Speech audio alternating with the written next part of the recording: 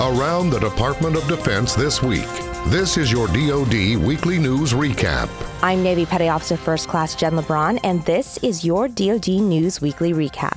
The Defense Department's mission is a big draw for cyber defense job applicants. The Deputy Chief Information Officer for Cybersecurity and Chief Information Security Officer said jobs in the DoD give people that like a challenge that want to be able to go up against some of the world's best cyber actors the opportunity to defend against those attacks and contribute to national defense. However, there are still challenges to recruiting and retaining talent for the cyber mission within the DoD. The department has some 70,000 cyber professionals, but he said there are thousands of open positions that need to be filled.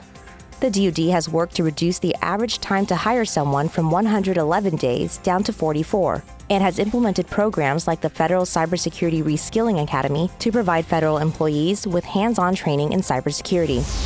The Deputy Assistant Secretary of Defense for China says the DoD is keenly focused on China and its growing projection of power. Chad Spargus said the defining challenge of our generation is the unfolding of long-term strategic, economic, military, and political competition with China. Spargus said the vision is for a free and open order for all nations, including China, not coercion and force. He said both China and the United States seek to stabilize their relationship to keep channels of communication open.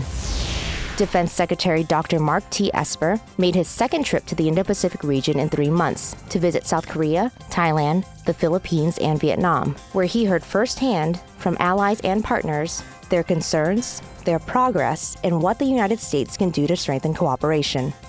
The National Defense Strategy is based on the return of great power competition, with China and Russia being the two greatest threats.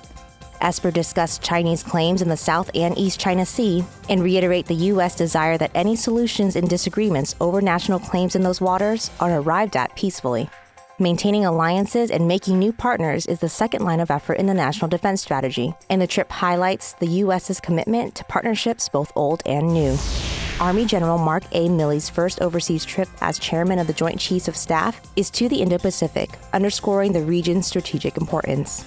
Milley visited Japanese and South Korean leaders, discussing ways to improve bilateral and multilateral cooperation in Northeast Asia.